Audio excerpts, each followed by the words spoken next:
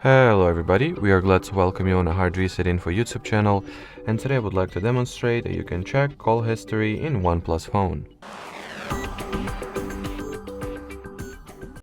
So that's a very simple and straightforward thing to do. You will just need to launch the default phone dialer app.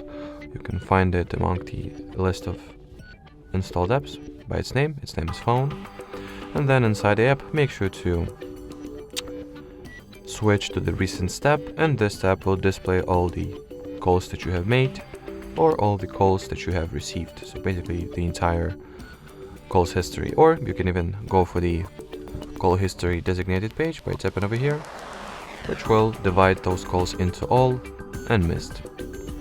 Alrighty, so that would be it for this video guys. Thanks for watching and bye bye.